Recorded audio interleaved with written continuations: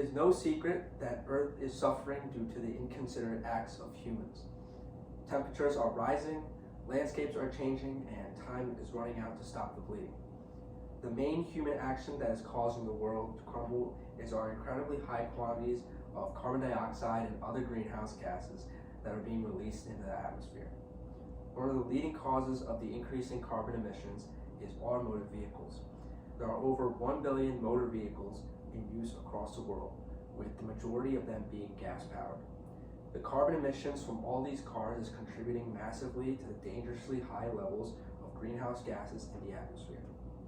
To solve this problem, I am proposing that all new models of cars being sold by car companies should be fully electric by the year 2035, so that the entire car market is electric vehicles. Car companies need to understand the severity of the greenhouse gas crisis and the importance of making a change.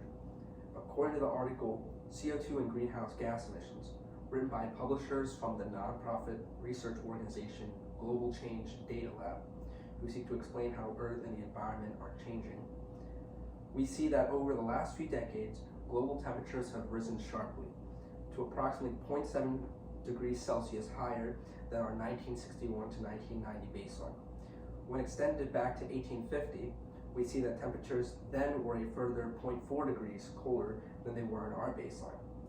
Overall, this would amount to an average temperature rise of 1.1 degrees Celsius. This is leading to increased thawing of glaciers, flooding of islands and cities on the coast, and increased intensities of hurricanes. Increases in atmospheric carbon are affecting all life that call Earth home. According to the article, the consequences of the greenhouse gas effect, from desertification to floods, written by the Spanish electric utility company Iberdrola, serving over 3 million people, that works with clean and renewable energy. Many animal species will be forced to migrate in order to survive the changes in the main climatic patterns altered by the progressive increase in temperatures. Human beings will also have to move.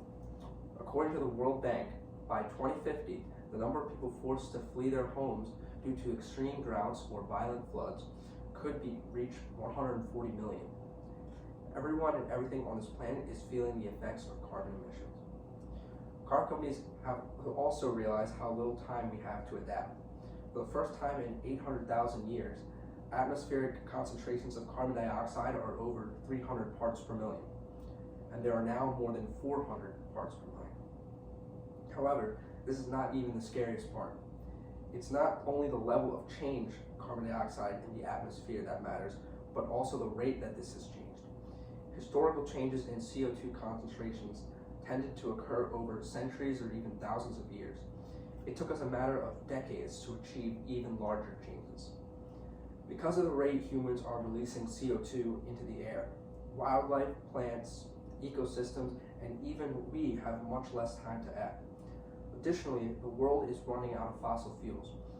Consumption of fossil fuels are still increasing by over 1% per year, which is draining our reserves.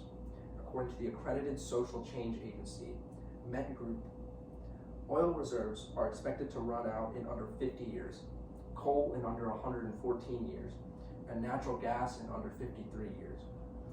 All of this is pointing to the main culprit to make a change and fast: car companies.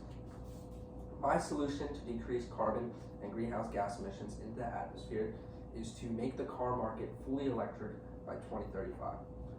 Electric vehicles are much more eco-friendly and release much less carbon into the atmosphere. According to an article by Zeke Hausfather, a writer for the award-winning investigative journalism and data visualization group, Carbon Brief, they have emissions up to 43% less than diesel vehicles. As of 2019, electric vehicle lifetime emissions are 3 times lower than the traditional car, and that gap will only increase as technology gets better. The traditional car emits 4.6 metric tons of carbon dioxide per year, and every gallon of gasoline burned by these cars creates over 8,800 grams of carbon dioxide, coming from the Environmental Protection Agency. Gas-powered cars also release other greenhouse gases through tailpipe emissions like methane and nitrous oxide, which have even higher global warming potentials than carbon dioxide. Compared to electric vehicles, traditional cars are so much worse for the environment. According to the article, Fact Check, How Electric Vehicles Help to Tackle Climate Change, difference in use phase emissions is relatively large, with the EV saving some 2 to 3 tons of carbon dioxide equivalent each year in the UK. This figure falls over time as the electricity mix gets cleaner. This means that if a traditional car was replaced by a new electric vehicle, the electric car would start to cut emissions after less than 4 years of use.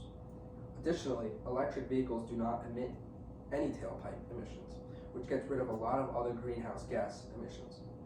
Making cars fully electric will neutralize one of the biggest contributors to carbon emissions. Through making all models that car companies sell fully electric by 2035, we can neutralize a huge contributor to the high carbon and greenhouse gas emission levels in the atmosphere. Car companies need to realize that Earth and its ecosystems are suffering because of humans releasing so many harmful gases into the atmosphere, with the main culprit being car emissions. Even after 2035, there will still be people driving gas-powered cars. However, with car companies shifting to a completely electric market, combined with the disappearing fossil fuel reserves, the amount of people driving traditional cars will continue to reach new lows, along with the harmful impact that they make. We are running out of fossil fuels, and car companies have to take an initiative to start providing the transportation of the future. Time is running out to save our planet, and action needs to be taken before we lose the planet we and all living things call home for good. Thank you for listening.